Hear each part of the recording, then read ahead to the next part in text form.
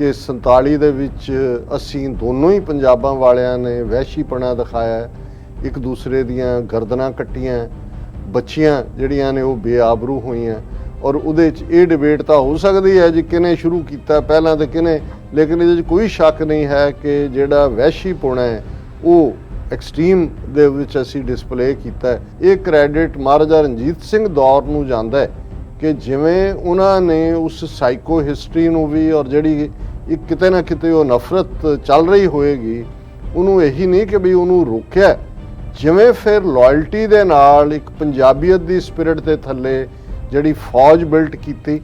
ਜਿਸ ਦੇ ਵਿੱਚ ਤੋਪਖਾਨੇ ਦੇ ਇੰਚਾਰਜ ਕੋਈ ਮਾਖੇ ਖਾਂ ਹੈ, ਕੋਈ ਇਮਾਮਦੀਨ ਹੈ, ਔਰ ਉਹਨਾਂ ਦੀ ਕੈਬਨਿਟ ਦੇ ਸਭ ਤੋਂ ਟਰਸਟਵਰਦੀ ਮੁਸਲਿਮ ਜਿਹੜੇ ਮਿਨਿਸਟਰ ਨੇ ਉਹ ਮੁਸਲਮਾਨ ਨੇ, ਫਕੀਰ ਅਜ਼ੀਜ਼ੁਦੀਨ, ਉਹਨਾਂ ਦੇ ਭਰਾ ਦੂਜੇ। ਇਹ ਬਹੁਤ ਵੱਡੀ ਗੱਲ ਸੀ। ਔਰ ਮਜ਼ਹਬ ਜਿਹੜਾ ਉਹ ਪਰਸੀਕਿਊਸ਼ਨ ਦਾ ਕਾਰਨ ਨਹੀਂ ਸੀ। ਤੱਕ 23 ਮਾਰਚ 1940 ਨੂੰ ਜਿਹੜਾ ਹੈ ਉਹ ਲਾਹੌਰ ਡੈਕਲੇਰੇਸ਼ਨ ਹੁੰਦੀ ਹੈ।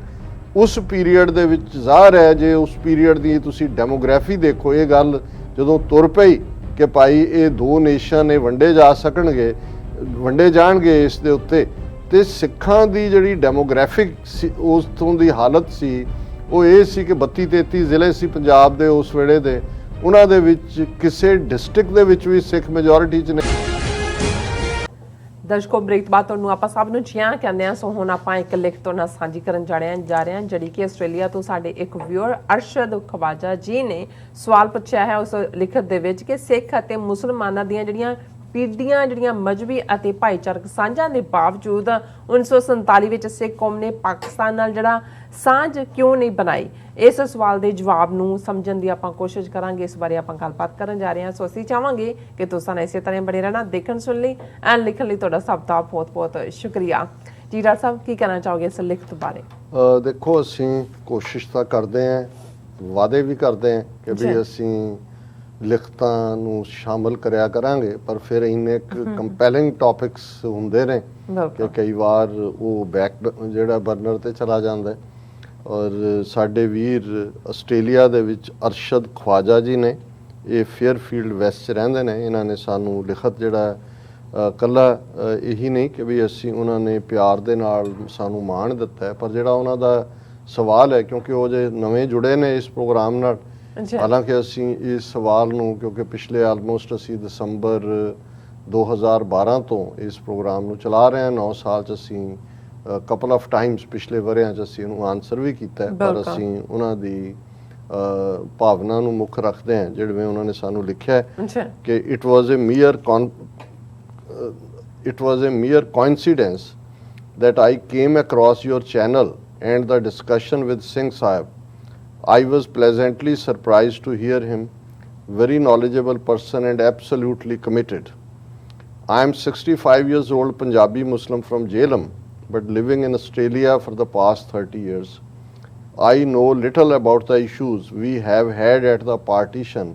and you were quite insightful in one of your shows. I need to ask you a question I always wanted to have clarity on. In terms of faith, Sikhs are very close to Muslims being monotheist. Then what was the reason that at the time of partition there was animosity between Muslims and Sikhs,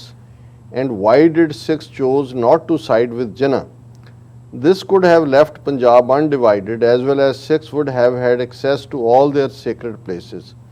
I feel very close to Sikhs due to closeness of culture and language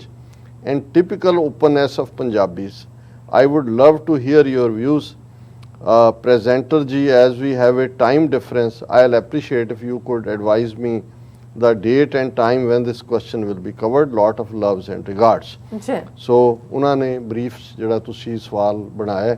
ਉਹੀ ਉਹਨਾਂ ਨੇ, ਜਿੱਥੇ ਉਹਨਾਂ ਨੇ ਇੱਕ ਪਿਆਰ ਦਾ ਪ੍ਰਗਟਾਵਾ ਕੀਤਾ ਹੈ, ਸਾਂਝਾਂ ਦੀ ਗੱਲ ਕੀਤੀ ਹੈ, ਸਾਡੇ ਦੋਨਾਂ ਮਜ਼ਹਬਾਂ ਦੀ ਮੋਨੋਥੀਇਸਟਿਕ ਰੱਬ 'ਚ ਯਕੀਨ ਰੱਖਣਾ,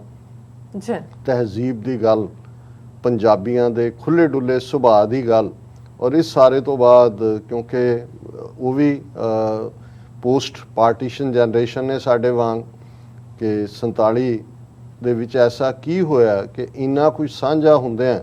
ਔਰ ਇਕੱਲਾ ਇਹੀ ਨਹੀਂ, ਸਦੀਆਂ ਤੋਂ ਉਸ ਧਰਤੀ 'ਤੇ ਠੀਕ ਹੈ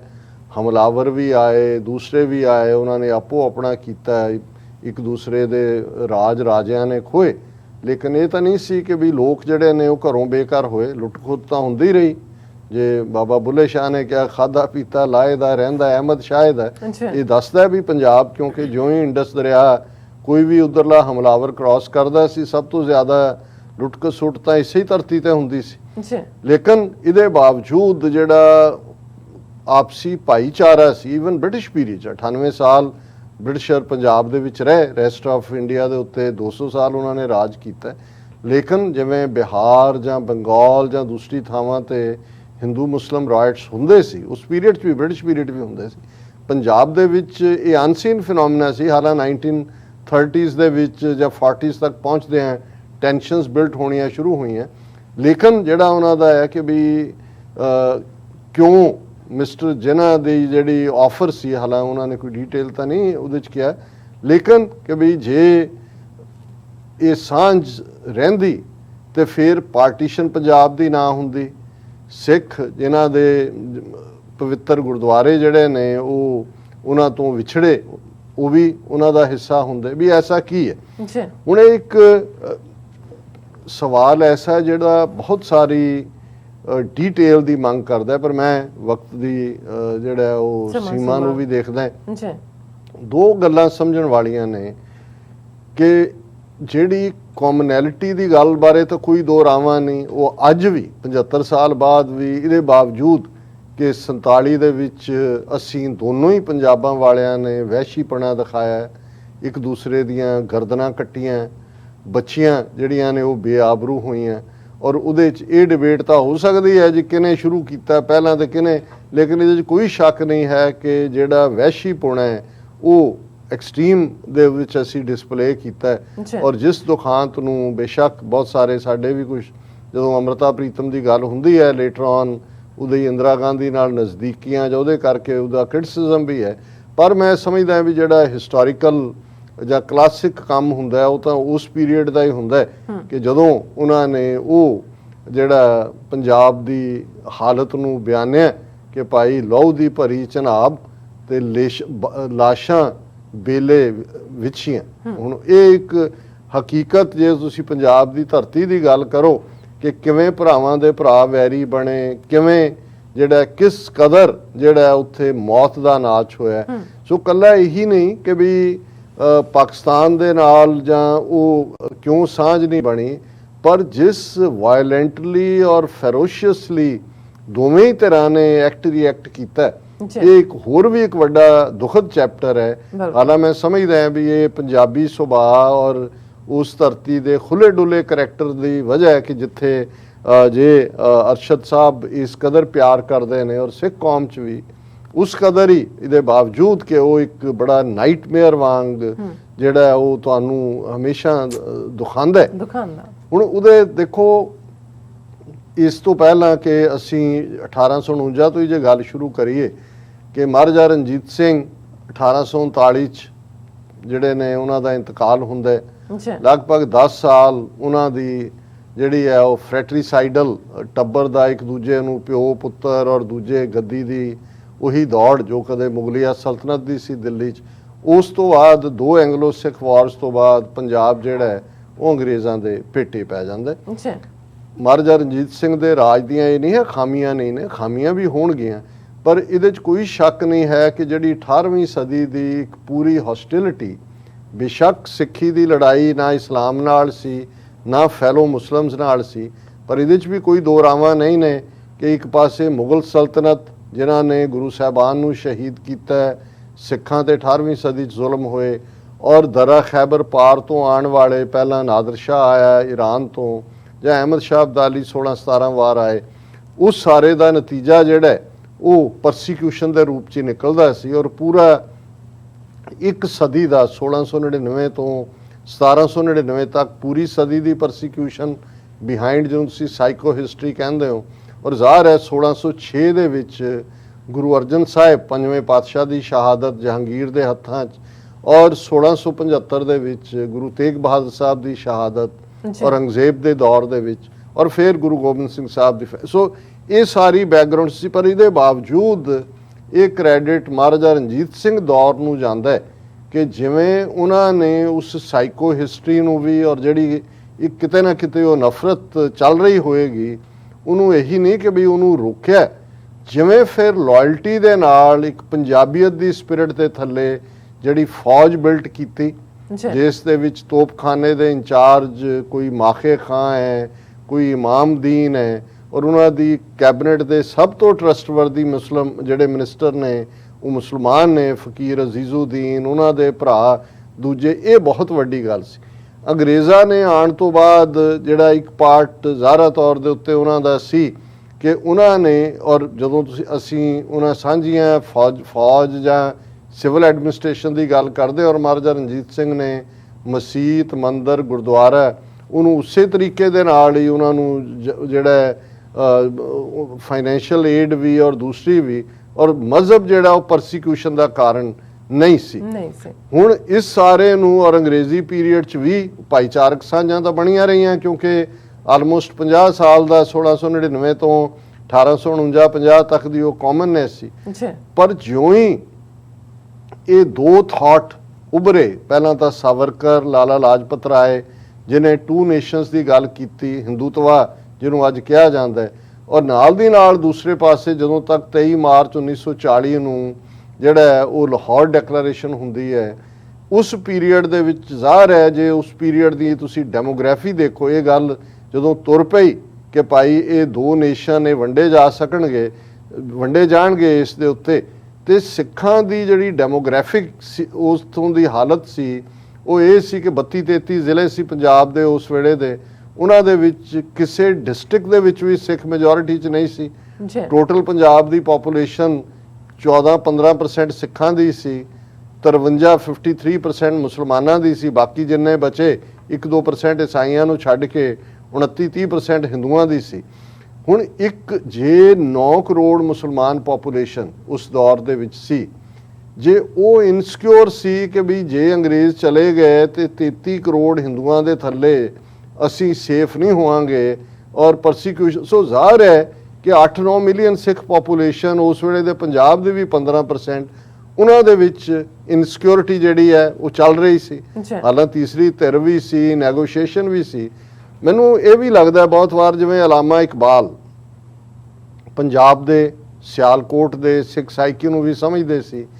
ਜੇ 1940s ਤੱਕ ਉਹਨਾਂ, ਕਿਉਂਕਿ 30s ਦੇ ਵਿੱਚ ਹੀ ਉਹਨਾਂ ਦਾ ਇੰਤਕਾਲ ਹੋ ਜਾਂਦਾ ਹੈ, ਕੋਈ ਵੀ ਰੀਐਸ਼ੋਰਿੰਗ ਫਿਗਰ, ਬੇਸ਼ੱਕ ਕਾਇਦੇ ਆਜ਼ਮ ਮੁਹੰਮਦ ਅਲੀ ਜਿਨ੍ਹਾਂ ਨੇ ਮਾਸਟਰ ਤਾਰਾ ਸਿੰਘ ਨੂੰ ਜਾਂ ਉਸ ਪੀਰੀਅਡ ਦੇ ਲੀਡਰਸ ਨੂੰ ਆਫਰ ਕੀਤੀ ਆਪਣੀਆਂ ਲਿਖ ਲਓ ਸ਼ਰਤਾਂ, ਪਾਰਟ ਆਫ ਪਾਕਿਸਤਾਨ, ਜਮਨਾ ਤੱਕ ਬਾਰਡਰ ਜਾਏਗਾ, ਦੂਜਾ ਉਹਨੂੰ ਅਸੀਂ ਹਮੇਸ਼ਾ ਐਪਰੀਸ਼ੀਏਟ ਕਰਦੇ ਹਾਂ, ਪਰ ਮੈਂ ਸਮਝਦਾ ਹਾਂ ਵੀ ਉਸ ਲੈਵਲ ਤੇ ਇੱਕ ਤਾਂ ਸਿੱਖ ਲੀਡਰਾਂ ਦੇ ਵਿੱਚ ਕੋਈ ਜਾਇੰਟ ਪਰਸਨੈਲਿਟੀ ਨਹੀਂ ਸੀ ਜਿਹੜੇ ਇਸ ਲੈਵਲ ਦੇ ਉੱਤੇ ਉਸ ਗੱਲਬਾਤ ਨੂੰ ਅੱਗੇ ਤੋਰਦੇ, ਔਰ ਦੂਸਰਾ ਜਿਹੜੀ ਬਿਟਰਨੈਸ ਖਾਸ ਤੌਰ ਤੇ, ਕਿਉਂਕਿ 3 ਜੂਨ 1947 ਨੂੰ ਜਿਹੜਾ ਡਿਵੀਜ਼ਨ ਦੀ ਕਰਾਰਦਾਦ ਪੇਸ਼ ਹੁੰਦੀ ਹੈ, ਜਿਹੜਾ ਫਰੀडम ਆਫ ਇੰਡੀਆ ਐਕਟ ਦੇ ਥੱਲੇ, ਫਿਰ ਰੈਡਕਲਿਫ ਆ ਜਾਂਦਾ। ਮਾਰਚ ਮਹੀਨੇ ਦੇ ਵਿੱਚ 47 ਦੇ ਵਿੱਚ ਜਿਹੜੇ ਪੋਠੋਹਾਰ ਦੇ ਵਿੱਚ ਸਿੱਖਾਂ ਦੇ ਖਿਲਾਫ ਖਾਸ ਤੌਰ ਤੇ, ਬੇਸ਼ੱਕ ਉਹਦਾ ਰੀਜ਼ਨ ਮਾਸਟਰ ਤਾਰਾ ਸਿੰਘ ਵੱਲੋਂ ਪਾਕਿਸਤਾਨ ਨੂੰ ਅਪੋਜ਼ ਕਰਨਾ ਜਾਂ ਝੰਡਾ ਫਾੜਨਾ ਇਸ ਕਿਸਮ ਦੇ ਨਾਲ ਜੁੜਦਾ, ਉਹ ਇੱਕ ਜਿਸ ਨੂੰ ਇੱਕ ਬੜੀ ਬਦਤਰ ਕਿਸਮ ਦੀ ਉਹ ਵਾਇਲੈਂਸ ਸੀ। ਔਰ ਉਸ ਤੋਂ ਬਾਅਦ ਈਵਨ ਉਸ ਪੀਰੀਅਡ ਤੋਂ ਬਾਅਦ ਜਿਹੜੀ ਟਾਵਰਿੰਗ ਜਿਹੜੀ ਲੀਡਰਸ਼ਿਪ ਸੀ, ਹਾਲਾਂਕਿ ਪੰਜਾਬ ਦੇ ਵਿੱਚ ਕਦੇ ਮੁਸਲਿਮ ਲੀਗ ਦੀ ਹਕੂਮਤ ਨਹੀਂ ਬਣੀ, ਔਰ ਇਹ ਵੀ ਕਹਿਣਾ ਠੀਕ ਨਹੀਂ ਹੋਏਗਾ ਕਿ ਜੀ ਮੁਸਲਮਾਨਾਂ ਦੇ ਨਾਲ ਪ੍ਰੀ 47 ਸਾਂਝ ਦੇ ਵਿੱਚ ਤੁਸੀਂ ਕਦੇ ਸਰਕਾਰ 'ਚ, ਬੇਸ਼ੱਕ ਉਹ ਯੂਨੀਅਨਿਸਟ ਪਾਰਟੀ ਦੀਆਂ ਸਰਕਾਰਾਂ ਸੀ, 1936 ਦੀ ਅਸੈਂਬਲੀ ਚੋਣਾਂ ਤੋਂ ਬਾਅਦ ਯੂਨੀਅਨਿਸਟ ਪਾਰਟੀ ਦੀ ਹਕੂਮਤ ਬਣੀ, ਸਰ ਸਿਕੰਦਰ ਹਯਾਤ ਖਾਂ, ਫਿਰ ਜਦੋਂ ਉਹਨਾਂ ਦੀ ਡੈਥ ਤੋਂ ਬਾਅਦ ਦੂਸਰੀ ਵਾਰ ਯੂਨੀਅਨਿਸਟ ਪਾਰਟੀ ਦੀ ਬਣੀ ਖਿਜਰ ਹਯਾਤ ਖਾਂ ਟਿਵਾਣਾ। ਸੋ ਸਿੱਖ ਮਿਨਿਸਟਰ ਗਿਆਨੀ ਕਰਤਾਰ ਸਿੰਘ, ਸਵਰਨ ਸਿੰਘ, ਬਲਦੇਵ ਸਿੰਘ, ਔਰ ਉਹਦੇ ਡਿਫਰੈਂਸਿਸ ਥੋੜੇ ਬਹੁਤ ਉਦੋਂ ਵੀ ਸੀ, ਔਰ ਇਹ ਸਿਕੰਦਰ ਹਯਾਤ ਖਾਂ ਬਲਦੇਵ ਸਿੰਘ ਪੈਕਟ ਹੋਇਆ ਕਿ ਭਾਈ ਤੁਹਾਡੀਆਂ ਕੀ ਮੰਗਾਂ ਨੇ, ਔਰ ਉਹਦੇ 'ਚ ਵੈਰੀ ਕੰਫਰਟੇਬਲੀ ਚੱਲ ਰਿਹਾ ਸੀ। ਲੇਕਿਨ ਕਿਉਂਕਿ ਈਵਨ ਮੁਸਲਿਮ ਕਮਿਊਨਿਟੀ ਵੀ 47 ਤੱਕ ਪਹੁੰਚਦੇ ਆ, ਯੂਨੀਅਨਿਸਟ ਪਾਰਟੀ ਇਰੈਲੇਵੈਂਟ ਹੋ ਗਈ, ਮੁਸਲਿਮ ਲੀਗ ਭਾਵੇਂ ਐਬਸੋਲੂਟ ਮੈਜੋਰਿਟੀ ਨਹੀਂ ਸੀ, ਬੜੇ ਵੋਕਲ ਚਾਏ, ਔਰ ਅਕਾਲੀ ਲੀਡਰਸ਼ਿਪ ਜਿਹੜੀ ਬਿਲਕੁਲ ਕਾਂਗਰਸ ਦੇ ਢਹਿ ਚੜ੍ਹ ਗਈ, ਗਾਂਧੀ ਔਰ ਨਹਿਰੂ ਦੇ, ਇਹੀ ਨਹੀਂ ਵੀ ਉਹਨਾਂ ਨੇ ਪਾਕਿਸਤਾਨ ਦੀ ਮੁਖਾਲਫਤ ਕੀਤੀ ਉਸ ਲੀਡਰਸ਼ਿਪ ਨੇ, ਉਹਨਾਂ ਨੇ ਆਪਣਾ ਕੁਝ ਬਣਾਉਣ ਦੇ ਲਈ ਵੀ, ਜੇ ਪਾਕਿਸਤਾਨ ਤੁਸੀਂ ਨਹੀਂ ਵੀ ਜੁਆਇਨ ਕਰਦੇ ਜਾਂ ਕਾਇਦੇ ਆਜ਼ਮ ਦੀਆਂ ਨਹੀਂ ਵੀ ਤੁਸੀਂ ਸ਼ਰਤਾਂ ਮੰਨ ਕੇ ਜੁਆਇਨ ਕਰਦੇ, ਤੁਹਾਨੂੰ ਕੋਈ ਫੀਅਰ ਖਾ ਰਿਹਾ ਹੈ, ਤੇ ਫਿਰ ਘੱਟੋ ਘੱਟ ਜਿਸ ਇੰਡੀਆ ਦੇ ਨਾਲ ਤੁਸੀਂ ਕਿਸਮਤ ਜੋੜਨ ਲੱਗੇ ਹੋ ਉਹਨਾਂ ਦੇ ਨਾਲ ਹੀ ਕੋਈ ਲਿਖਤੀ ਪੜ੍ਹਤੀ ਕੋਈ ਸਮਝੌਤਾ ਕਰ ਲਓ ਤਾਂ ਕਿ ਫਰੀडम ਆਫ ਇੰਡੀਆ ਐਕਟ ਦਾ ਹਿੱਸਾ ਬਣੇ। ਸੋ ਮੀਅਰ ਔਰ ਉਹ ਭਾਵੇਂ ਅੱਜ ਦੀ ਅੰਗਰੇਜ਼ੀ 'ਚ ਕਿਹਾ ਜਾਏ ਕਿ ਸਿੱਖ ਲੀਡਰਸ ਔਰ master Tara Singh was duped by Gandhi and Nehru, ਪਰ ਗੱਲ ਤਾਂ ਇਹ ਨਹੀਂ ਹੁੰਦੀ ਕਿ ਬਈ ਤੁਸੀਂ ਡਿਊਪ ਤੁਹਾਨੂੰ ਕਿਹਨੇ ਕੀਤਾ। ਗੱਲ ਤਾਂ ਇਹ ਹੈ ਕਿ ਸਾਡੀ ਲੀਡਰਸ਼ਿਪ ਨੇ ਉਸ ਦੌਰ ਦੇ ਵਿੱਚ ਇਹ ਜੋ ਕੁਝ ਵੀ ਚੱਲਿਆ, ਇੱਕ ਪਾਸੇ ਇਨਸਿਕਿਉਰਿਟੀ ਸੀ,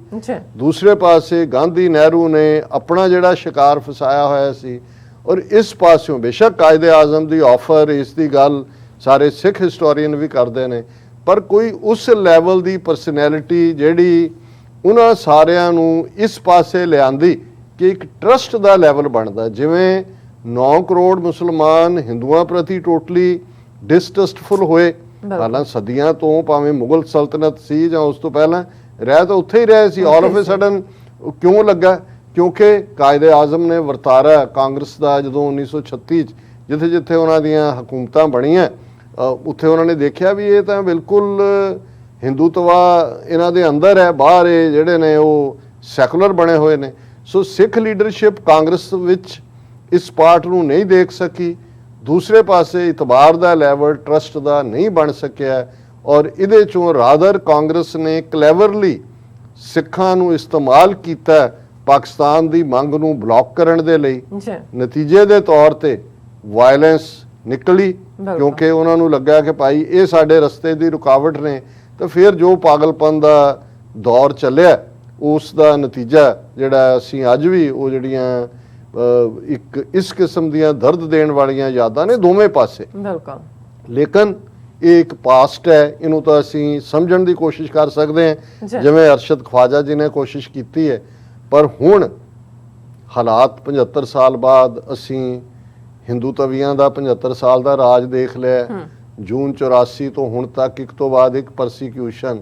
ਔਰ ਉਸ ਸਾਰੇ ਚੋਂ ਮੈਂ ਸਮਝਦਾ ਹਾਂ ਕਿ ਵੀ ਇਸ ਵਾਰ ਜਿਹੜਾ ਗੁੱਡਵਿਲ ਜੈਸਚਰ ਪਾਕਿਸਤਾਨ ਵੱਲੋਂ ਕਰਤਾਰਪੁਰ ਸਾਹਿਬ ਕੋਰੀਡੋਰ ਰਾਹੀਂ ਆਇਆ ਜਾਂ ਪਾਕਿਸਤਾਨੀ ਆਵਾਮ ਦੀ ਮੁਹੱਬਤ ਜਿਹੜੀ ਇਹ ਸਾਰੇ ਅਪਸ ਐਂਡ ਡਾਊਨਸ ਦੇ ਬਾਵਜੂਦ ਕਾਇਮ ਹੈ, ਔਰ ਡਾਇਸਪੋਰਾ ਸਿੱਖ 5 ਮਿਲੀਅਨ ਤੋਂ ਜ਼ਿਆਦਾ ਜਿਹੜੇ ਹੁਣ ਤਾਂ 6 ਮਿਲੀਅਨ ਦੇ ਨੇੜੇ ਹੋ ਗਏ ਨੇ, ਜਿਹੜੇ ਇਸ ਗੱਲ ਨੂੰ ਸਮਝਦੇ ਨੇ। ਬੇਸ਼ੱਕ ਅੱਜ ਵੀ ਭਾਰਤ ਦੇ ਭਾਰਤੀ ਕਬਜ਼ੇ ਵਾਲੇ ਪੰਜਾਬ 'ਚ ਉਸ ਕਿਸਮ ਦੀ ਸਿੱਖ ਲੀਡਰਸ਼ਿਪ ਨੂੰ ਹੀ ਇੰਡੀਅਨ ਹਾਕਮ ਜਿਹੜੇ ਨੇ ਉਹ ਚਾਬੀ ਦਿੰਦੇ ਨੇ, ਖਿਲਾਫ ਵੀ ਬੁਲਾਉਂਦੇ ਨੇ, ਲੇਕਿਨ ਇਹ ਗੱਲ ਪਾਕਿਸਤਾਨ ਦੇ ਓਪੀਨੀਅਨ ਮੇਕਰ, ਡਿਸੀਜਨ ਮੇਕਰ, ਲਾ ਮੇਕਰ ਵੀ ਸਮਝਦੇ ਨੇ ਕਿ ਅਲਟੀਮੇਟਲੀ ਖਾਲਿਸਤਾਨ ਦੀ ਮੰਗ ਜੂਨ 84 ਤੋਂ ਬਾਅਦ, ਔਰ ਜਿਹੜੀ ਗੱਲ 47 'ਚ ਸਾਡੇ ਕੋਲ ਨਹੀਂ ਸੀ, ਅੱਜ ਘੱਟੋ ਘੱਟ ਸਾਡੇ ਕੋਲ 50,300 ਸਕੁਅਰ ਕਿਲੋਮੀਟਰ ਦੀ ਟੈਰੀਟਰੀ ਇੰਡੀਅਨ ਆਕੂਪਾਈਡ ਪੰਜਾਬ ਦੇ ਰੂਪ 'ਚ ਹੈ, ਜਿੱਥੇ 60% ਤੋਂ ਜ਼ਿਆਦਾ ਸਿੱਖ ਆਬਾਦੀ ਹੈ, ਨਾਲ ਲੱਗਦੇ ਇਲਾਕੇ ਸਿੱਖ ਮੈਜੋਰਿਟੀ ਵਾਲੇ ਨੇ, ਡਾਇਸਪੋਰਾ ਸਿੱਖ 6 ਮਿਲੀਅਨ, ਔਰ ਅਸੀਂ ਕੈਨੇਡਾ ਦੀ ਗੱਲ ਕਰਕੇ ਹਟੇ ਹਾਂ ਕਿ ਉਹ ਮਸਲ ਜਿੱਥੇ 18-19 ਮੈਂਬਰ ਪਾਰਲੀਮੈਂਟ ਸਾਡੇ ਕੈਨੇਡਾ 'ਚ ਉਹਨਾਂ ਦੀ ਮਿਨਿਸਟਰੀ, ਅਮਰੀਕਾ ਦੇ ਵਿੱਚ US ਕਾਂਗਰੈਸ਼ਨਲ ਸਿੱਖ ਕਾਕਸ 50 ਤੋਂ ਜ਼ਿਆਦਾ ਕਾਂਗਰਸਮੈਨ ਉਹਦੇ ਮੈਂਬਰ, UK ਦੇ ਮੈਂਬਰ ਪਾਰਲੀਮੈਂਟ, ਔਰ ਇਕਨੋਮਿਕਲੀ ਸਟਰੋਂਗ। ਔਰ ਅਸੀਂ ਸਮਝਦੇ ਹਾਂ ਵੀ ਅਲਟੀਮੇਟਲੀ ਪਾਕਿਸਤਾਨ 'ਚ ਵੀ ਖਾਲਿਸਤਾਨ ਦੀ ਅਹਿਮੀਅਤ ਕਿਤੇ ਨਾ ਕਿਤੇ ਸਮਝ ਆਉਣੀ ਸ਼ੁਰੂ ਹੋਈ ਹੈ ਕਿ ਖਾਲਿਸਤਾਨ ਇੱਕ ਬਫਰ ਸਟੇਟ ਦੇ ਤੌਰ ਤੇ ਦੋਨਾਂ ਹੀ ਭਾਰਤ ਔਰ ਪਾਕਿਸਤਾਨ ਔਰ ਇਧਰ ਚੀਨ ਦੇ ਵਿਚਾਲੇ ਇਹ ਇੱਕ ਇਹੀ ਨਹੀਂ ਕਿ ਵੀ ਇਹਦੀ ਪੋਸੀਬਿਲਿਟੀ ਹੈ, ਮੈਂ ਸਮਝਦਾ ਵੀ ਇਹੀ ਓਨਲੀ ਆਨਸਰ ਹੈ ਸਾਊਥ ਏਸ਼ੀਆ ਦੇ ਵਿੱਚ ਪਰਮਾਨੈਂਟ ਪੀਸ,